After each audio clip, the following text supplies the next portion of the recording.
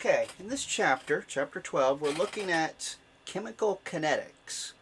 Now, technically speaking, all that this deals with is the actual speed of a reaction, how long it takes to get to completion. And that's what they're kind of showing in this little picture. We're going to actually somehow measure a time and measure the concentration of the reactants and see that they drop, and see how that relates to the rate at which the products increase. It is just kinetics, how fast it takes to occur. Now there's plenty of ways we can actually speed this up or slow it down, and that's actually a focus of this, so we can actually take advantage of it. Now technically what we see in these two pictures here is the exact same reaction. It really is just getting metal hot. Just so happens when that metal is more of a fine powder, you get more like a sparkler effect because it's actually very rapidly chemically reacting with the heat. When it's just a hot nail, it will eventually oxidize. That does speed up that process, but it's a very slow process by comparison. That surface area makes a huge difference. Matter of fact, there's plenty of ways we can actually change the rate of a reaction or influence it. Concentration's a big key thing. If you have more of something, you're much more likely to have those molecules collide with each other and therefore react. Physical state. If a gas is moving around, it's going to be able to collide a lot more often than a pair of solids. So the physical state does make a difference. Temperature does as well. Most of the time, if you heat stuff up, you put more energy into it and they will collide more vigorously. And the last one is catalysts. Catalysts are just used to change how the reaction occurs to speed it up. Okay, when we look at a given reaction, this particular reaction that we have for the example is just the decomposition of hydrogen peroxide. So hydrogen peroxide does turn into oxygen and water. Not necessarily worried about balancing it right yet, but at this particular reaction, that decomposing of the hydrogen peroxide, we would actually see that it has a particular rate. And that's what they're actually showing here. So we're showing the concentration of the HCO change or drop, and we're seeing the time it takes to do that. Now what's interesting, the rate down here, calculated rate, it's not nice and linearly. And that's mainly because, if we back up here and think about it, we did say concentration is a factor because the more things you have to collide, the more often they're going to collide. Well, as a reaction goes forward and we lose more and more reactants, we have a lower concentration. So as that concentration drops, so does the rate. So this isn't a constant, it actually changes over time. We get something like this. So there is an initial rate, there's a rate at a certain time, there's a rate at infinity, which is almost zero. But all of our chemical reactions have rates that are curves. But really, no matter how we're going to do this, we're actually going to look at the change of the concentration of our reactant with respect to time. So even if I give a different equation, like this one, if I wanted to study the rate of this reaction, I'm going to be able to say it's proportional to the change of how the NH3 concentration changes with respect to time. There is a rate based on that. Since that is a reactant, we are going to expect it to go down in amount. Now this is going to be somehow related to the rate of the N2, but that rate's going to be positive. But if you think about this, because of the coefficients there, there's no reason to expect these rates to be the same, simply because we're using up the ammonia twice as fast as we're making the nitrogen. Well, that's going to be taken care of by turning the coefficients into little fractions in front of our equation. And then just following that step, we could also say we could study the production of the hydrogen with respect for time. But since there's a 3 there, we're going to say it's going to go up as its rate is going to be about a third, or going to be 3 times as much as the rate as the other guys.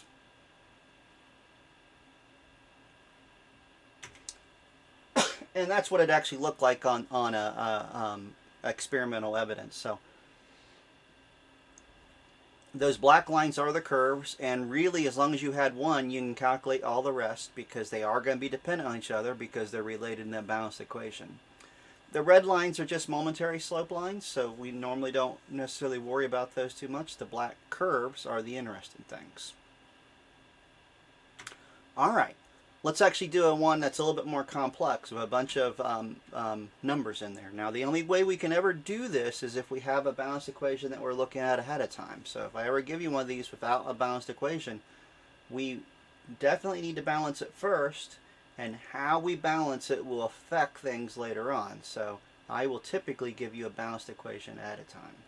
All right, if I want to do this rate and compare it to just the reactants, I'm going to have the concentration of the reactant with respect to time, and the other one, which is oxygen, with respect to time. And these are somehow related to each other. They're both reactants, so they're going to be dropping in concentration. But this is going to go about 1/4 of the rate of the overall reaction, and this is 1/5 of the rate of the overall reaction, where it's 4 times faster than the entire reaction and 5 times faster than the entire reaction. And then on our product side, we can just go ahead and write it all down. 1/4 of the change with respect to the NO with time, and this is going to be 1/6 of the H2O with respect to time. But knowing all that gives us the ability to relate any rate of any component to something else. So if I were to ask a question like this, so I gave you the rate of how the O2 is decreasing, and I'm asking you what the rate of the H2O is. Now, O2 is decreasing because it's a reactant, so the H2O as a product should be increasing. But we can relate those two rates by adding fractions based on our coefficients. So we want to relate just these two species. But since there's a 2 there, we're going to put 1/2 here. Since that's a 1, we're not putting anything here. We're just going to put a negative there and positive there because it's a reactant and a product.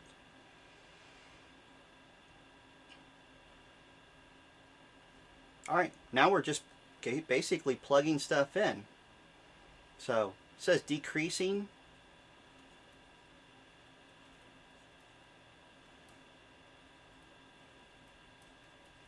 And we're going to solve for that. So I'm just taking that 0.23 and multiplying it by 2. I don't know why I bothered that with a calculator, but I did. I get a rate of 0.46 moles per liter seconds. You will sometimes see that written as just 0.46 molarity per second, because that's what it is, concentration over time. Okay, turns out when we actually study full reactions, we get what we're going to call rate laws. That initial rate, or that rate of that reaction, is related to an actual constant value. Even though the rate changes, there is a constant for a given reaction called the rate constant, and we're going to have that rate being based off of the original concentration of our reactants. And then we're going to have coefficients, or that we're going to have superscripts there that are sometimes related to the coefficients in a balanced equation, but not always. That's why they're given M and N. So typically, we need to find the M and N experimentally. We can get the basic idea of the rate equation from the overall balanced equation. So if I have an equation of A, B, and C going to products, A, B, and C are all possibly in the rate law. So the basic rate law could actually have a format of K times A to the nth, B to the nth, and C. I'm not going to put O because that looks like odd. I'll just go right to P. But it's going to have different variables, and we will have to experimentally determine what the M, N, and the P is. We can't actually look at what the values are in front of the balanced equation. So even if this has a 2 there, that does not necessarily mean there's going to be a 2 with that M. They vary all over the place. And before we cover the reaction order at the bottom, let's look at some examples. So what we have is these three equations. Excuse me. And I have the experimentally determined rate law written down below them. And on that first one, there is a 2 that comes down there, and there is a 1 that comes down there. So it looks like those powers on our rate law are just the coefficients on the balanced equation. But they're not always. So the next one, I have the CH3CHO, but it's raised to the 3/2 power, or 1.5 power. And that's not there in front of it. So that value is an experimentally determined value. That has nothing to do necessarily with the balanced equation. And sometimes, look at the last one here, got H2O, H2O2, which is there. I got the iodine, I minus, that's there. The H plus is not. Now, I just said on this previous slide that it typically all the reactants are. And we will sometimes see it written, but since it turns out it's not important, it's going to be raised to the 0th power. Because anything to the 0th power is just 1. It's important for the reaction, but turns out actually increasing the concentration of that particular H2 won't necessarily change the speed of the reaction. All the other ones, when they end up in that rate law, that shows us how they will affect the rate, which is what this reaction order is dealing with down here. Now, these reactions down here are all basic rate laws for simple reactions. Like what I mean by that is the 3 vertical column here, that would be all decomposition reactions where just a single reactant reacts with itself. And sometimes this top one, that's where if you were to double the concentration, you double the rate. We actually call that first order. Down at the bottom with that 0 here, if you double the concentration, it doesn't affect the rate whatsoever. The rate is not affected by the concentration of a reactant. We call it 0th order. Now, the interesting thing about using those names, first order and 0th order, all we're really saying is what the superscript is. So this next one, the one that's in the middle, that is second order.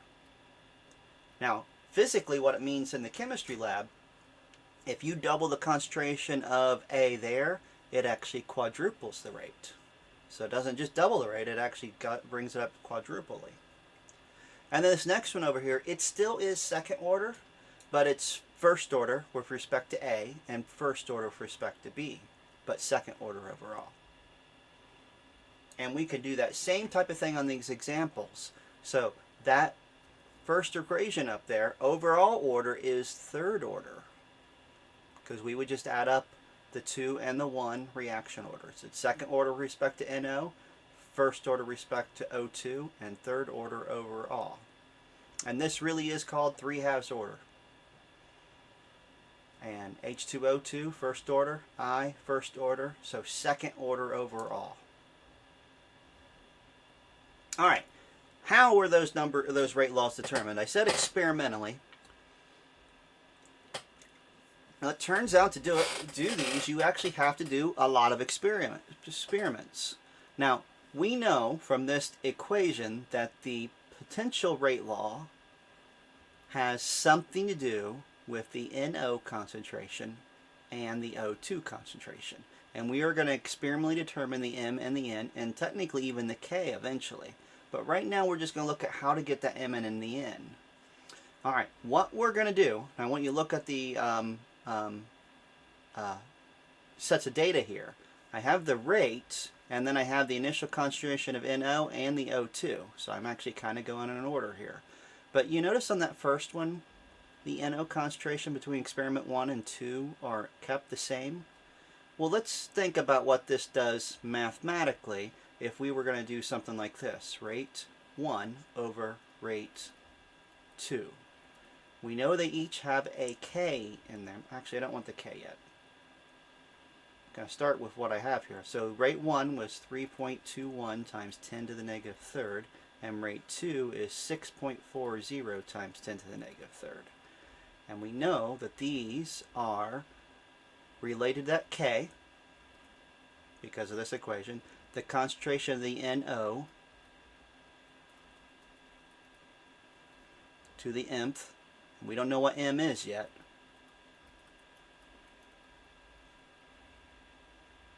My decimal points are disappearing. And the O2 is 1.10 times 10 to the negative second here, and 2.20 times 10 to the negative second here. And there's an N and an N here. Alright, math tells us something kind of cool here. I don't really care what the K is. It would mathematically cancel out if I were to treat these as fractions.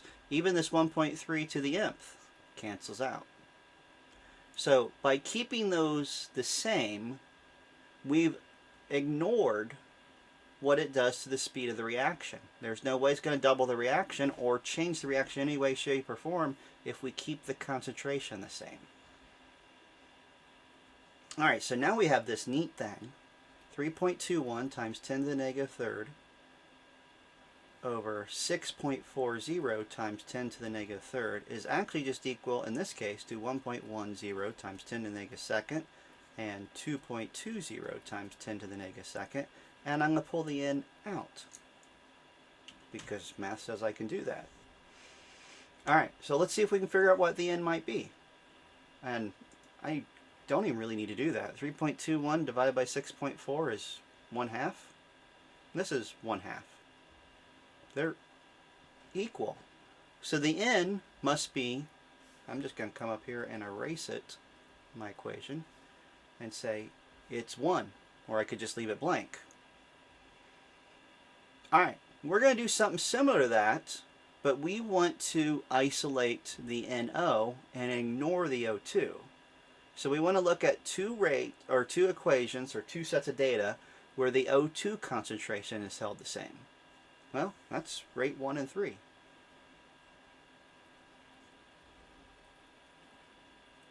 Rate 1 is 3.21 times 10 to the negative third and 12.8 times 10 to the negative third. And I'm going to not even bother to write those. I'm only going to write the 1.30 times 10 to the negative second and the 2.60 times 10 to the negative second. And that is to the nth. Alright. This is half, so 1 over 2. This is like 1 over 4. So what would I need to do with an m there to get that to happen? Well, the m must be, wrong eraser. The m must be 2.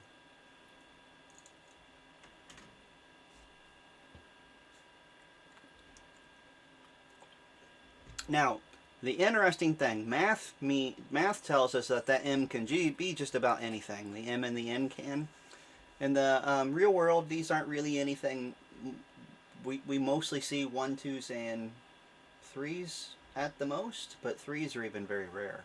So 1, 2s, or 0s are the most common superscripts. You sometimes get fractions. That's where that 3/2 came from. But for the most part, it's just 1, 2s, and 0s. Alright, let's do another one just to make sure we know what's going on with this. So we have the potential, we have the balanced equation, NO2 and CO, given to NO and CO2.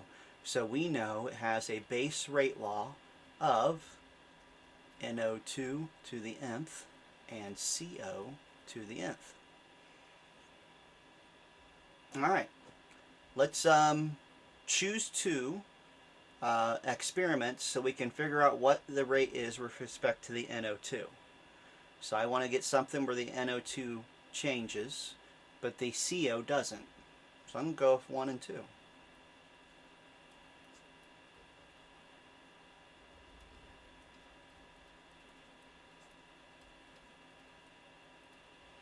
The K and the CO would cancel out in those, so I'm just going to have 0.1 and 0.4 to the nth. Let's see.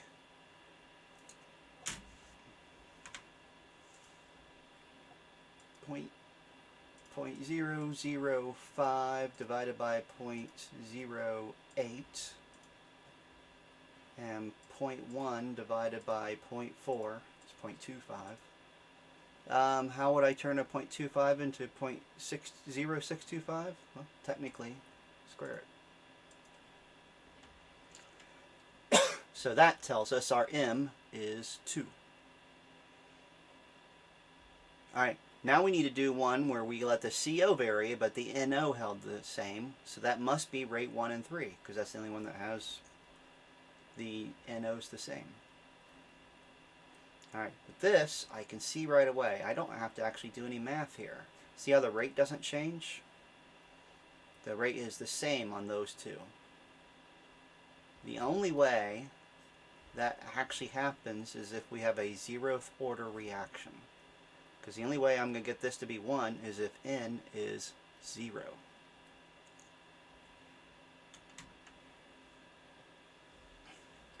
Alright, so that's how you go about the steps to get the experimentally determined rate law.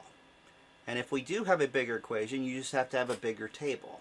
And I know on the practice test and the worksheets, I gave you one that has 3 components just to actually challenge you some. Alright, interesting thing about that K. It is a constant. It's fixed at a particular temperature. What's not constant about it is its units. What I mean by that, I want to focus at what the units would have to be here. Alright, so I'm going to expand that first one there and say rate equals K times NO2 squared. And let's think about the units. Concentration units are always molarity. Rate units was molarity per second. So what would the units of K have to be to get molarity per second over here? Well, you notice how we'd actually have to start canceling things out and combining. We're going to have the per seconds, but I need to get rid of one of these molarities, so somehow this is going to be molarity in the bottom. Well, that's only if that's a 2. If I come down here to this, the K with the N2O4,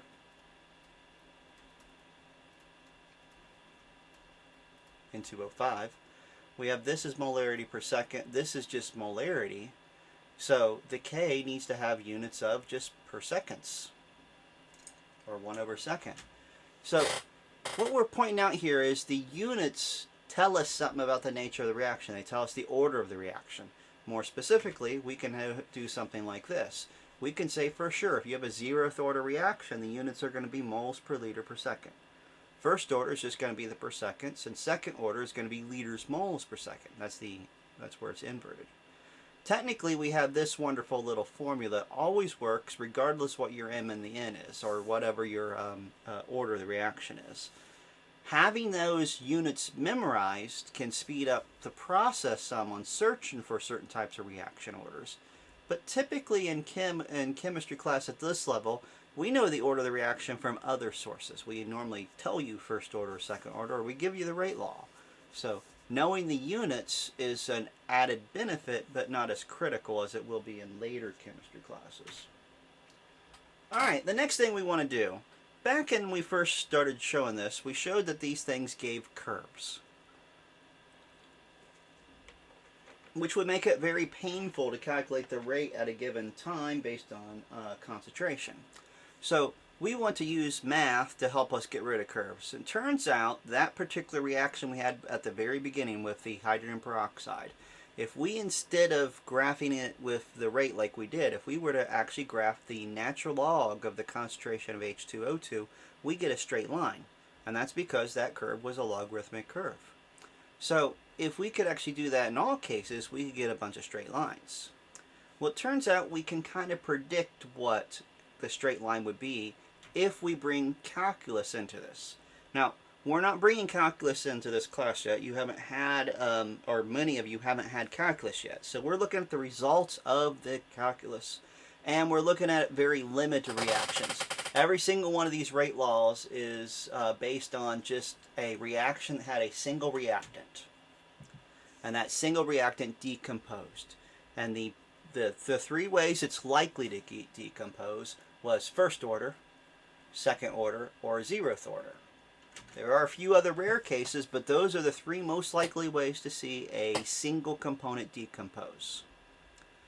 Well, when we introduce the calculus and derivatives and such and integration to this wonderful equation, this thing up here, we actually can deduce it down to something like this, and then we rewrote it this way because we want to point out that this is a y equals mx plus b format, or more importantly, it's a straight line format. And here's a straight line format, and here's a straight line format.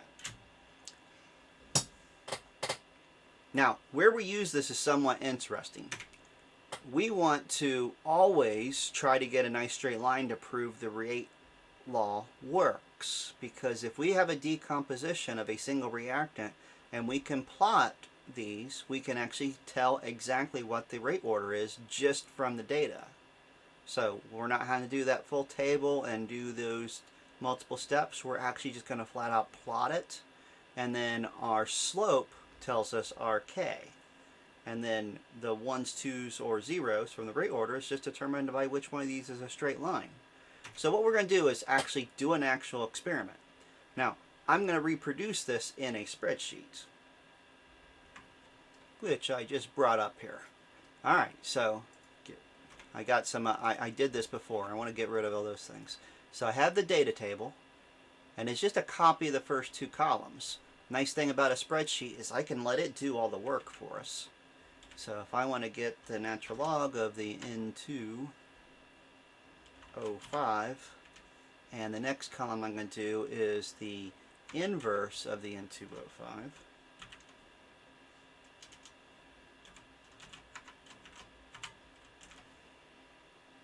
Yeah, I can make this bigger. Alright, what I'm going to type in here is just a formula. Natural log of whatever the data is in B2. And this is 1 over that same number, B2. And then I'm just going to copy and paste. As you move down, it changes the row that it was using. So it was using B2 at the top one, now it's using B8, and that one's also using B8. But I just calculated, and if you notice, it calculates the same number. And if I wanted to look a little prettier, I can do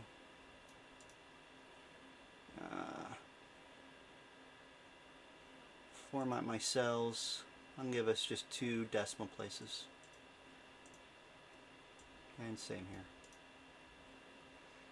Now, when the actual calculations are going to get done later on, it's going to do them the right way, but this is just actually making it so it's pretty in our table. Okay, now, I'm going to do a couple things here. I want to see how good our data actually is, or which one of these is a straight line, so we are actually going to do a couple charts. Now, I'm using something called LibreOffice or OpenOffice, but Excel does the same thing. So I'm going to insert a chart, and I'm going to use an XY scatter. So not a line, it needs to say scatter on it. And it's the same thing that's in Microsoft. And my data is going to be, actually, you know what, I'm going to do something different here. I'm going to select my entire table and then do a chart. Now, alright, make this bigger.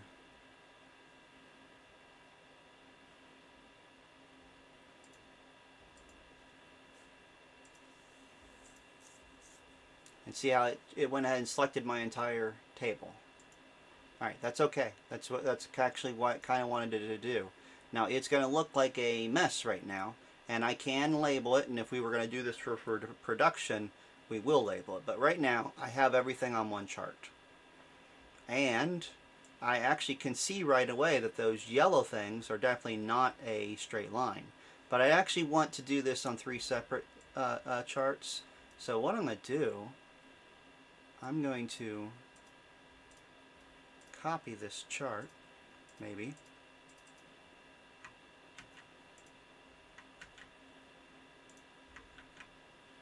It's not letting me do that. Copy. And paste. Nope. Well, fine. I'll just do this chart 3 times. That's easy enough to do.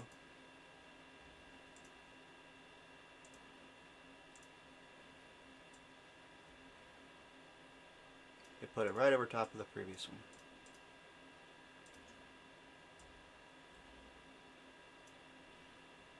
And once more.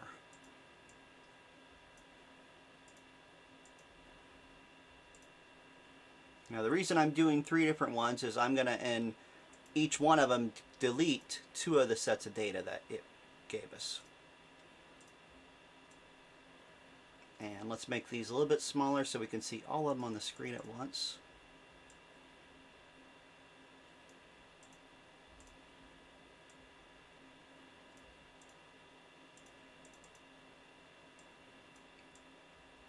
Alright, on this top one, I'm going to delete that blue and that red data.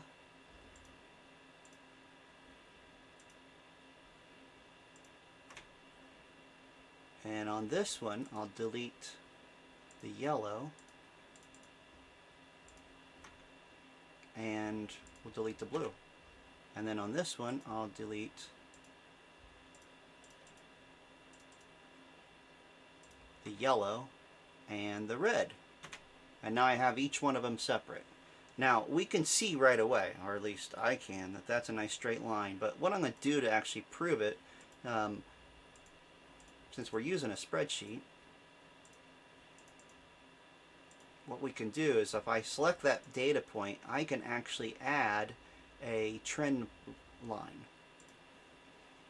And I can tell it to be linear, and then I can tell it to show the equation, and typically you show this R2 that tells you the statistics of it. And we would make that pretty if we wanted it, but that 99999 tells us how straight it actually is.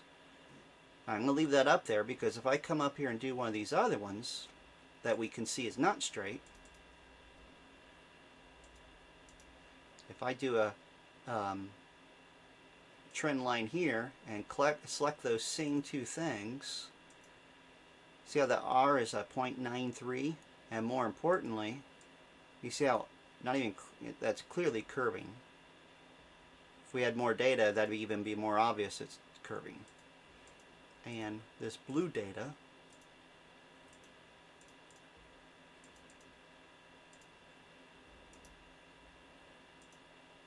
is definitely curving as well. Yeah. Alright, so we have one straight line. It is when we looked at the natural log with respect to the concentration. Couple nice things that we get out of our chart. That 999 tells us how good the data actually is. But if you see this, the slope of this line, the 0.0288, that actually tells us the K for that reaction. So plotting the natural log, I'm going to go back to our slide, and getting that to be straight tells us that we have a first order equation. So that alone told us that the rate law for this decomposition must be K times the N2O5 to the first. And it must be that way because that's the only reason that would be a straight line. And then our data tells us that 0.0289 is the K.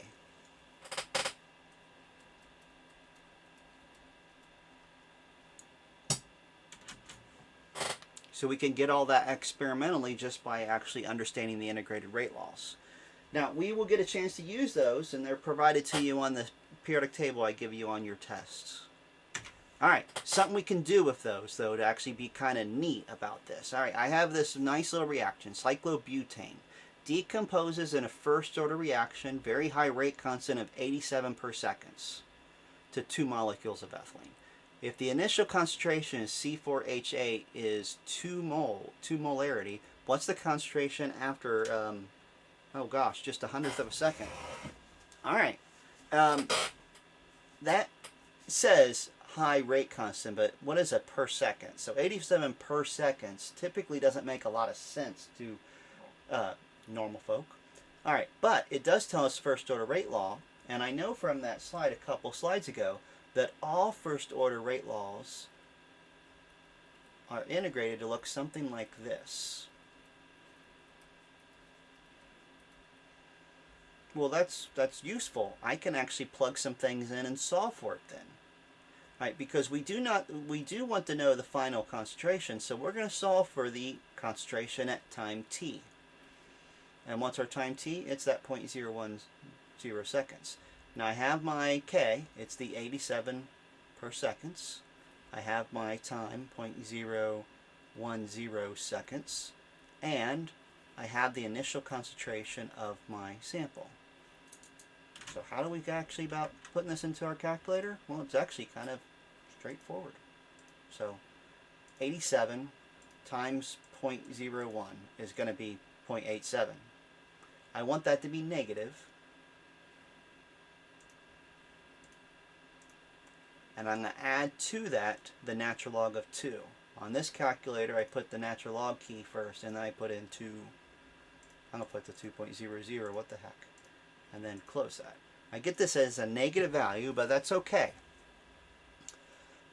This value is equal to the natural log of a at time t, so I'm going to use the inverse natural log to get rid of that. So I do secondary of my natural log button, and then I put my answer in there. And this gives me the concentration at time t. So at time t, 0.83 molar. Alright, now that's something, I guess I should be 8.4. That's something kind of interesting if you think about this. In a tenth of a second, no, a hundredth of a second, concentration's half what it was. This is reacting very fast. So that's what it's talking about, this high rate constant. It's actually decomposing very, very rapidly. Alright, we typically try to use things like half-lives when we talk about this a little bit more often. And that's really because that tells you how long it's going to take for half of it to go away. Like if I had said that on this previous one, rather 87 per seconds, if I said the half-life was, nearly a tenth of a second, we know it is actually ripping apart very rapidly, because that's what it is. Half-life tells us how long it takes to go for the concentration to be cut in half. Half-life for the N2O5 decomposition is about 24 minutes. Every 24 minutes, the original concentration is half what it was before. So it does take a while to go to zero. 24 minutes is a pretty long time. But each time you go through that half-life, you cut the concentration in half. Alright, well how does that relate to that K? What we're going to do is figure it out for a first-order reaction. Alright, now the reason this is specific for a first-order reaction, we're going to define this. We want to know when A at time t is 1/2 of what it was originally. And we're going to compare that to our first-order rate law.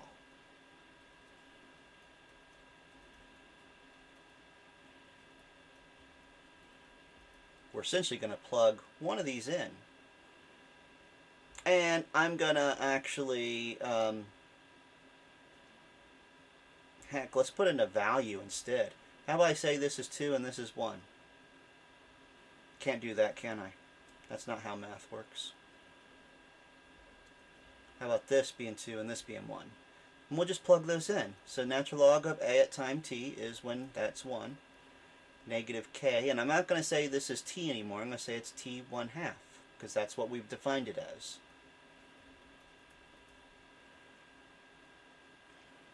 Alright, let's do a little bit of math. What's the natural log of 1?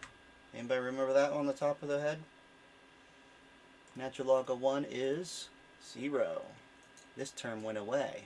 I'm going to move this over to get rid of my negative and say kt 1/2 equals the natural log of 2. Therefore, the t 1/2 equals the natural log of 2 over k. Alright, knowing that, and that's true for a first-order reaction, let's back up to this thing where I gave you this very high rate constant of 87 per seconds. Well, if I had actually known that half-life equation ahead of time, I could have plugged this in. And if I plugged all that into this nice little equation, natural log of 2 divided by 87 per seconds, I get that the half-life is 0.0080 seconds. Let's think about this question if it had said that. So at 1,000 degrees, cyclobutane decomposes in a Forster reaction with a half-life of 0.008 seconds. Suddenly, this is a lot more obvious that that's moving really, really fast. So that's going to be at 1 molar in 0.008 seconds. So if I go 0.01, it's definitely less than 1 molar. So we can actually predict a little bit easier with half-lives. All right, now keep in mind, this half-life equation is going to change if you're dealing with a second order or 0th order reaction. But you do the same type of thing. You plug in something like this and basically you solve for the half-life if you want that equation. All right, so how about this? Cyclopropane decomposes in the propene with the following first order reaction, has a rate constant of 9.2 per seconds. What is its half-life? Fortunately, it says first order, and we already found this out. T1 half is natural log of 2 over K, always. So, natural log of 2 divided by 9.2. This actually has a half-life of 0.075 seconds. All right, let's see how that would apply here. All right, so how long does it take for the concentration of cyclopropane to reach 1/4 of its initial value? Well, it goes from the original amount to half of it in 1 half-life, and it goes to another half of that in a second half-life. So it's going to take 2 half-lives.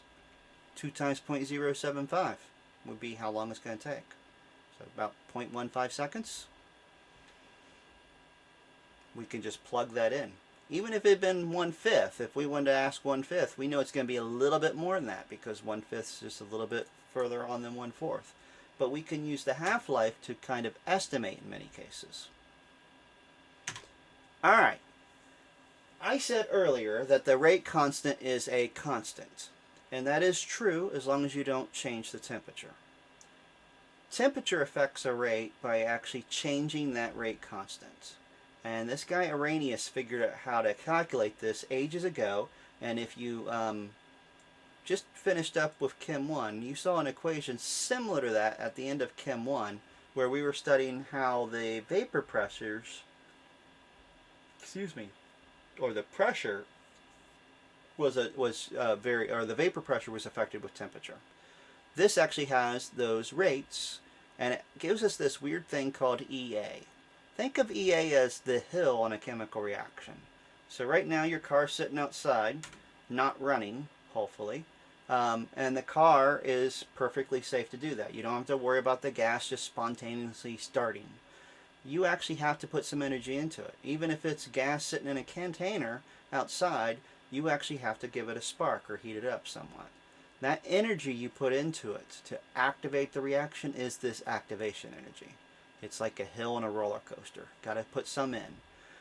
This R is interesting. So we have a bunch of different R's that we use. Since the activation energy is typically listed in kilojoules, we're going to use the R that has the joule units.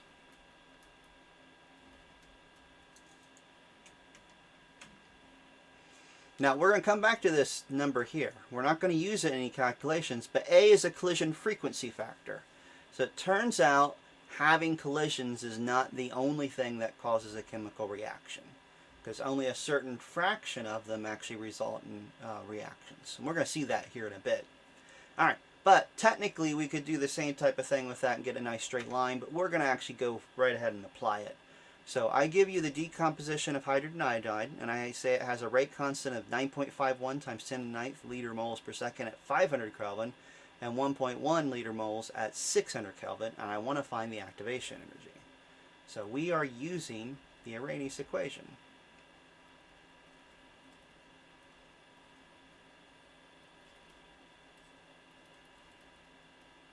Another equation that's given to you in the instructions on your practice test. You don't have to have that memorized. And we got to decide which one of these we're going to have as T1 and K1 and whatnot. I'm just going to go in order. So K2 is 1.10 times 10 to the negative fifth. And I'm not bothering to write down the units. The only thing I'm doing is I'm confirming that they are indeed the same thing. We're going to solve for the activation energy. We know our R, that's the 8.314 joules per mole Kelvin. And our temperatures are just kelvins. So this is 600 Kelvin, and this is 500 Kelvin. We just got to solve for that EA. Alright, I'm going to do this so you can see how I do it.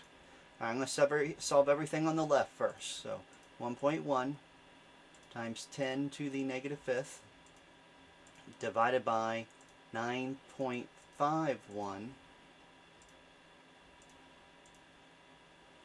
times 10 to the negative ninth to the negative ninth gives me this, and I'll take the natural log of that value.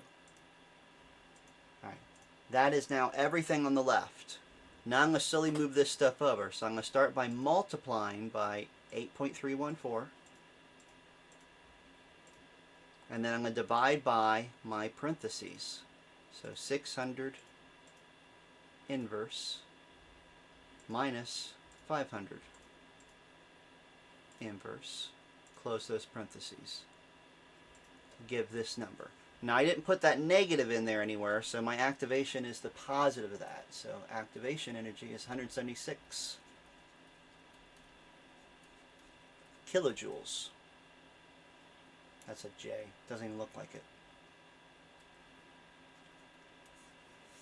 Now it's weird, we actually almost always use the 8.314, but our activation energy is in kilojoules, so you'll convert it. Alright. All this stuff gave us an idea of what happens in a chemical reaction that causes the speed of reaction to change. It talks about those collisions. Alright, so we said earlier on when we talked about how the concentration affects it, we said it was related to collisions. The molecules need to collide.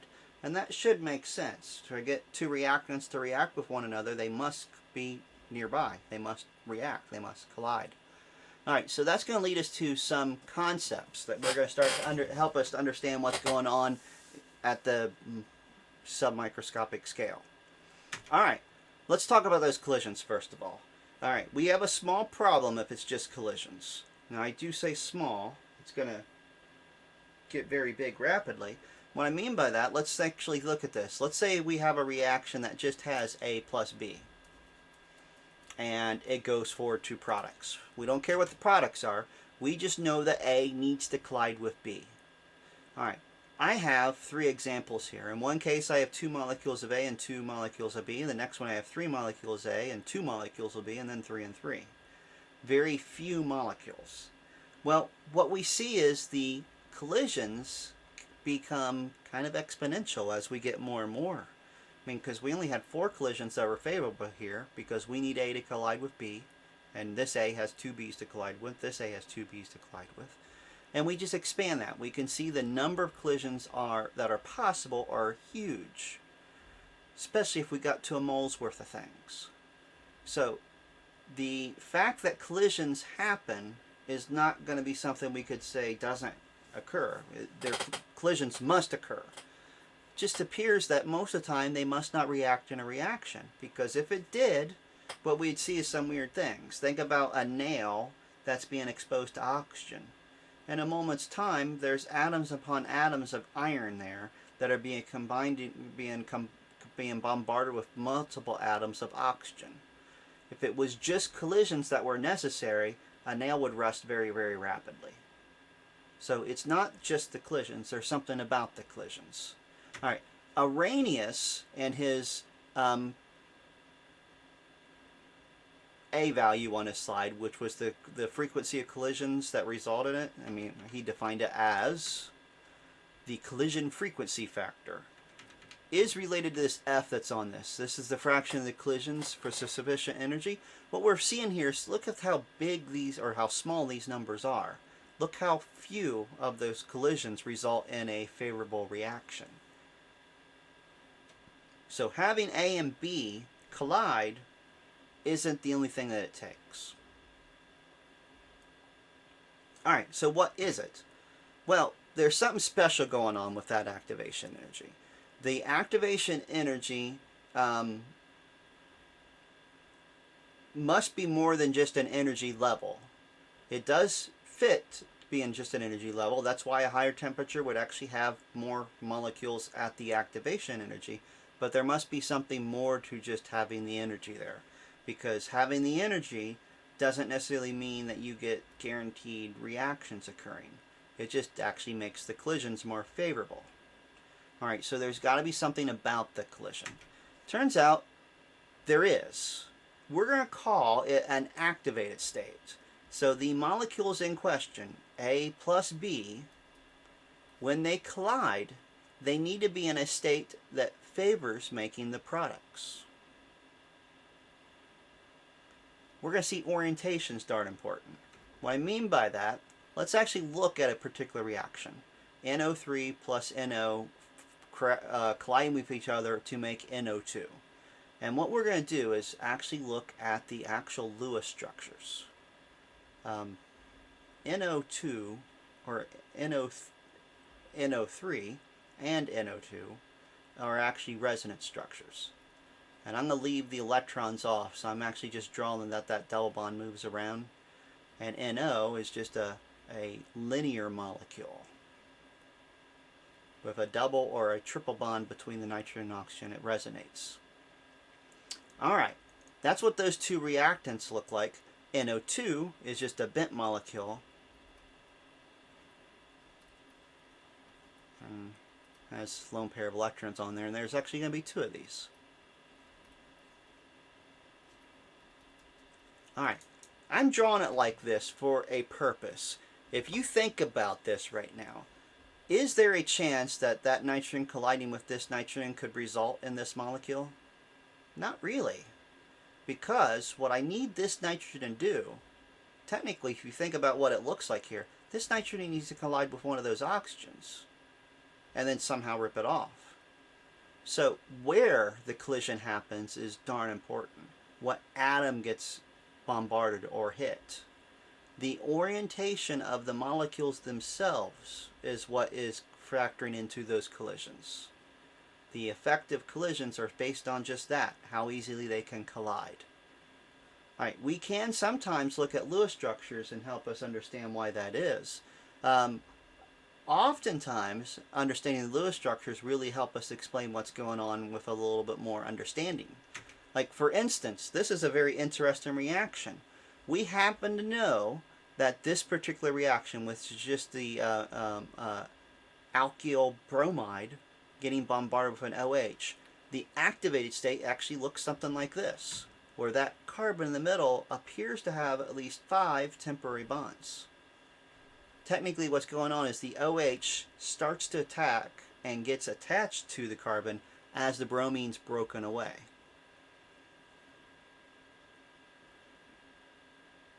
What we're going to see, or a fundamental idea here on these activated states, these complex these activated states, they almost always somehow look like both the reactants and the products. Even this, to figure out what's going on, I would need to draw this in such a way so I can see that this thing is what turns into this. So how they orient themselves, the collision themselves, has to kind of look like the products and reactants simultaneously. Alright, that's just a different picture showing how that goes in there. So here's what we're talking about. The Lewis structure needs to look kind of like the products and the reactants simultaneously. So over here I have 2 NOCLs. Over here I have an NO and 2 CLs. Or a Cl2. That kind of tells us that these CLs must be near each other, which is why they're drawn that way. But here's that original NOCl. Here's the other one. Here's the now NO. There's the other NO, and there's the CLs. The activated complex looks like both products and reactants, even down here. We have NO and O3. There's your O3. There's the NO. Turns into NO2 and O2. NO2 and O2.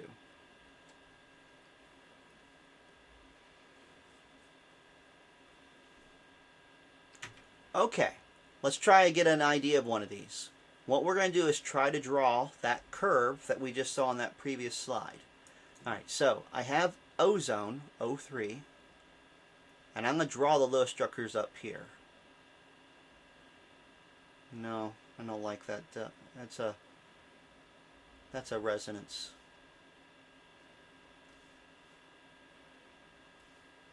I'm not going to do the full Lewis structure. I'm going to draw with our resonance structures, and then we just have an O.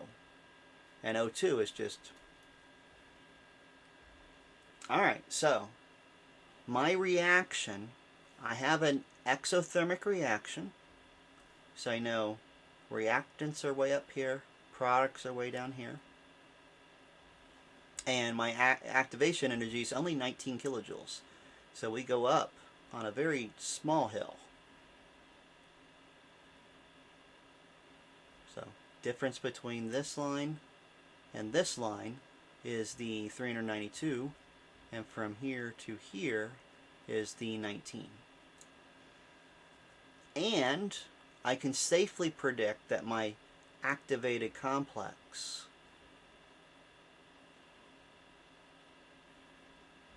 I'm going to turn this into a dashed line because that bond's going to break, and this one a dashed line because that one's going to form.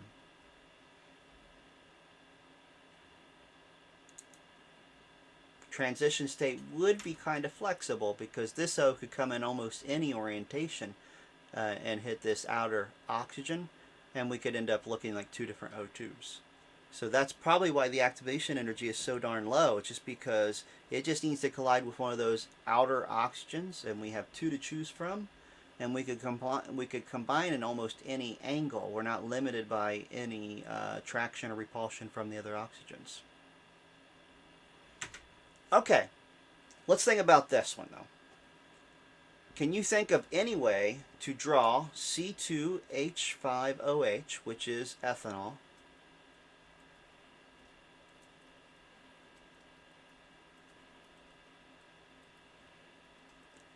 and 3 oxygens?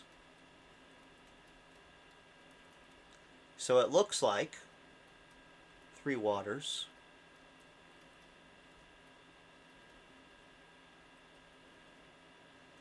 and CO2s. Well, of course not, because you can't. It's not possible. It doesn't happen. Actually, what's probably happening here is part of one of the reactants falls apart first. A bond breaks first. The mechanism to show that would actually have a lot of individual reactions. We'd probably end up with several on this reaction, which is why we're going to leave it alone. Let's actually look at something that's a little bit easier to see what I mean by this multi-step reaction. O2 or O3 decomposing into oxygen doesn't happen by O3s combining with themselves. Turns out when ozone decomposes to oxygen, it starts by a single ozone decomposing to oxygen and just a random atomic oxygen. This atomic oxygen then later collides with another ozone to finish up the process. It always happens this way. Now, why do we know it happens this way? Well, the experimentally determined rate law for ozone looks like this. And it has just that. It's first order with respect to ozone. Well, it turns out the rate law tells you something about the slowest step in a reaction. The rate law tells you exactly what's going on in the slowest step of the reaction. So this thing, having implied to be a 1 here, says in the slowest step you have a single ozone that does something. So remember how we said that the coefficients of a balanced equation don't necessarily show up there? Well, if you have the actual individual steps of a multiple step reaction, the slowest step is the actual rate law for the entire equation. Even back up to this crazy thing here. The reason we know this species looks like this is because its rate law has that CH3Br in it and the OH minus. And because they're both in the rate law, we know they're both in the activated complex. And the rate law for ozone only had a single ozone. So we knew that it had a slow step that just has ozone doing something. And it must be this, must be falling apart.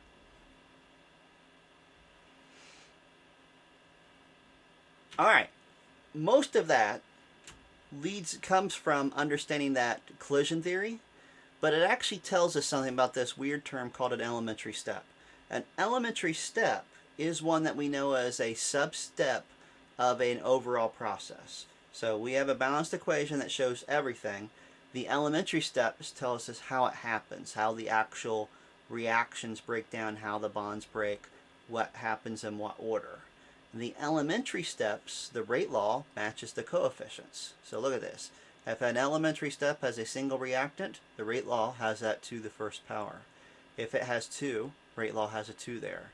If it's an A and B, it has the A and B in there. If it's two A's and a B, it has A squared and B. Elementary steps, you can define the rate law based on the coefficients. Now this molecularity is just a term we use to describe that equation. If you have a single molecule reacting or decomposing, it's unimolecular. If you have two, it's bi. Doesn't matter if it's two of the same or two separates, it's bimolecular. And then termolecular is three different things colliding. There is nothing more. There are a few cases of where they think something different happens and creates something more than this, but these are the only three names you're going to see. All right, let's see if we can predict this. All right, so I have two steps of an elementary process. My first question is, what does the overall equation look like? All right, what I want you to notice in this, I want you to notice that Cl, that atomic Cl, is a reactive intermediate. You notice how it's here and here? It's on both sides. Well, it's not on either one, really. It's going to cancel out in the overall process. In the overall process, we have two NO2Cls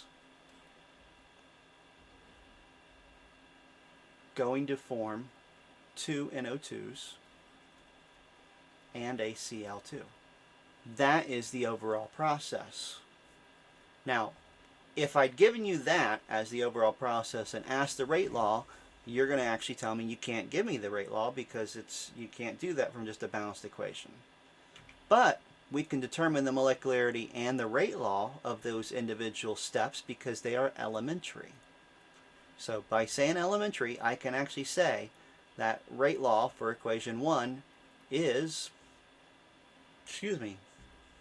K times NO2Cl to the first.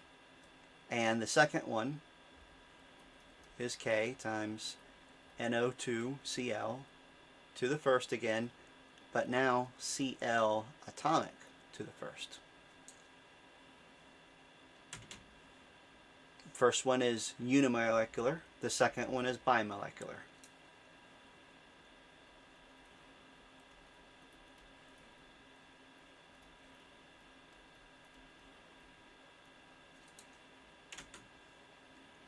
Can't say that for the overall process because the overall process is just a balanced equation and it's not related to the rate law directly. Alright, but if I know these are my steps, can I actually tell the rate law of the overall equation? Yeah, it's one of those two. I don't know which one, it's whichever one is the slowest step. Turns out the slow step here is that first one, so the overall rate for the actual full balanced equation is just the NO2Cl to the first.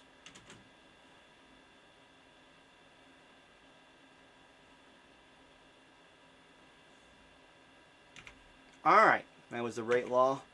Last little thing we're going to do. We actually just want to summarize. Whenever they actually come up with a mechanism, it needs to actually meet up with a couple things. It must be a combination of elementary steps. So individual steps that typically show the collision between 1, 2, and possibly 3, rarely 3, molecules. So they need to be reasonable. and they need to be correspondent with the rate law. Now, the interesting thing, the experimentally determined rate law will only tell you about the slow step. It won't tell you anything at all about the entire mechanism directly. It only tells you about the slowest step in the reaction.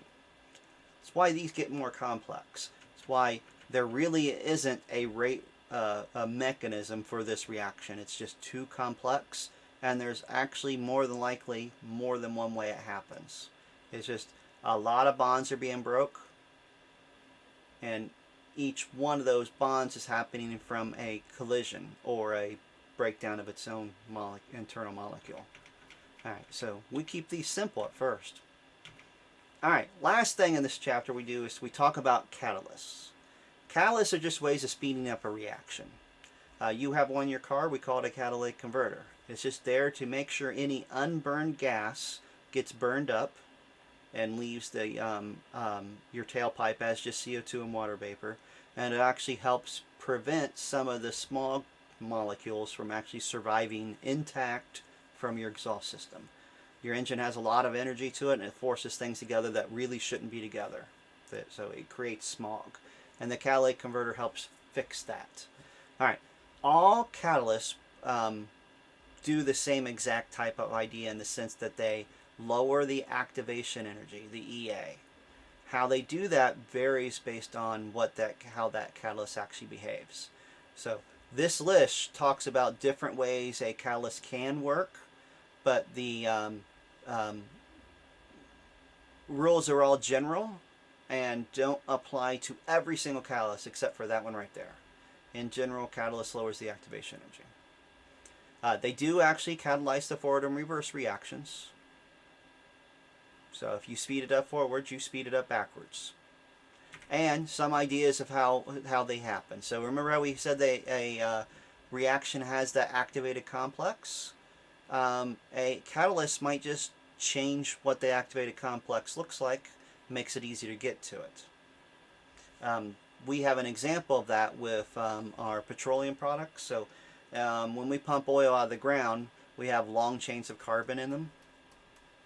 And I could do that one right there is one of the derivatives of octane. So you have an octane rating in your car. That would be a good one to find in your car right now. But if I were to change this around some, I'm going to move this down here. I could still find that in your car, and it'd still be burning just fine. But if I actually put a double bond in it, there at the end, suddenly that molecule burns so hot that if you ran that in your car, it might possibly melt your piston heads. It gets too much energy. It burns too hot. Alright, we don't really have much of a need for some of those double bonds in the petroleum, in our fuel system, so we want to remove them. Well, we can remove them by just actually adding hydrogen across it. We call it hydrogenation. The hydrogens react with that double bond and add right across of it. Problem is, we have to get this really, really hot or under a lot of pressure to do that at normal laboratory conditions. Turns out a piece of nickel as a catalyst speeds that process up. The hydrogens will stick to that metal catalyst, and then this double bond comes in there and just sticks right across it. The catalyst makes that actually work at a relatively low temperature. So much so that they're doing this on a daily basis at every single petroleum refinery on the planet. It's the best way to get rid of a double and even a triple bond. They just actually go right away. And they can be done safely, and you don't have to worry about heating gasoline up to 1,000 degrees Celsius. Alright, now, when we talk about catalyst on the test, we're actually going to keep it more of a terminology only. No actual examples. Not going to actually have you put it in a balanced equation or anything like that. It's just there to introduce it. You'll get a touch on it later on in the semester, though. All right, thank you very much.